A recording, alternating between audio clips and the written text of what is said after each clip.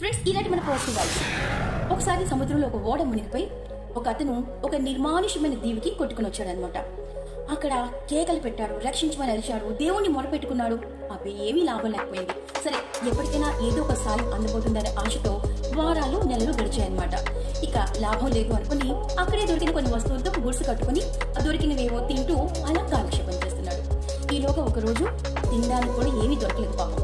నీరసంగా వస్తుంటే ఎదురుగా గుడిసె ఖాళీ బూడిదవుతూ కనిపించింది. ఇక అంతే, నీరాస నిస్పృహ బెంగ అన్ని చుట్టుముట్టి పాపం ఏడుస్తూ అలా పడుకునిపోయాడు. ఉదయం లేచేసరికి సముద్రంలో ఒక పడవ తన వైపే వస్తూ కనిపించింది. అందులో కొందరు మనుషులు తన వైపే రావడం చూసి పట్టరాని ఆనందంతో అడిగాడనమాట. నేను ఇక్కడ ఉన్నానని మీకు ఎలా తెలుసు? వాళ్ళు చెప్పారు, ఇక్కడ ఈ పొగ సంకేతం ఆధారంగానే నీ దగ్గరికి రాగలిగామని. ఫ్రెండ్స్, చూసారా, ఎన్ని ప్రతికూల పరిస్థితులున్నా అందులో కూడా ఒక అనుకూలమైంది మనకు ఉంటుంది. అలాగే ఈ జీవితంలో కష్టాలు కన్నీళ్లు అన్ని మామూలు.